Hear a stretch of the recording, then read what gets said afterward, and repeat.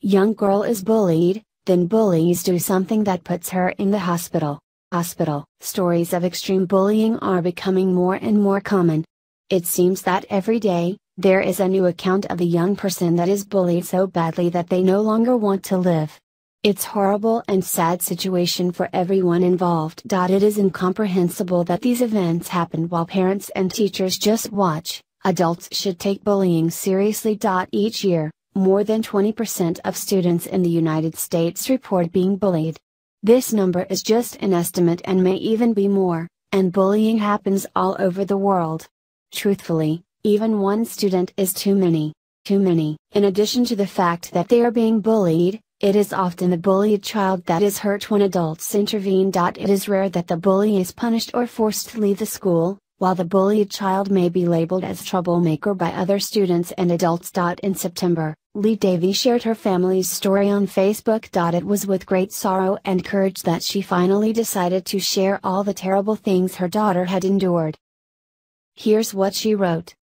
Our beautiful girl has been subjected to some awful bullying at school.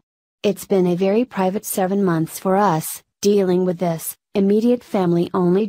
In this age of social media, children, because they are children, think it's okay to send hateful messages, to me also, along with their parents who won't take responsibility, without consequences.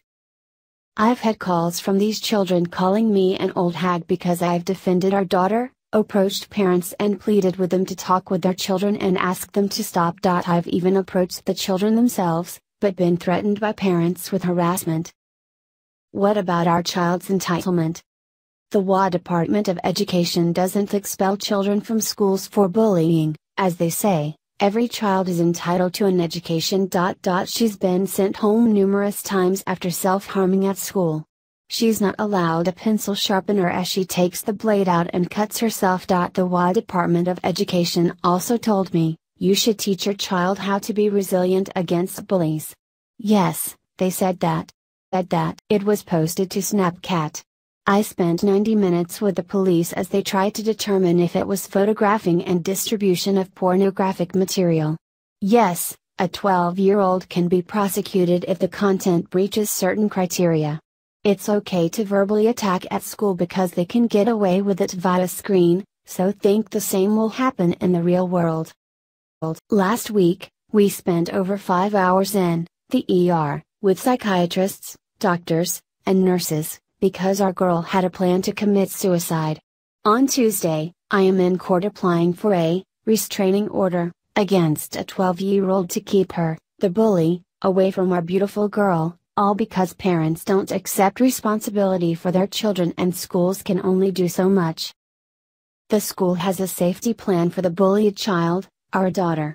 And the bully? She only loses recess and lunch privileges. This is infant school punishment. Please, in this awful age of social media, or anti-social media as we call it, check your children's messages.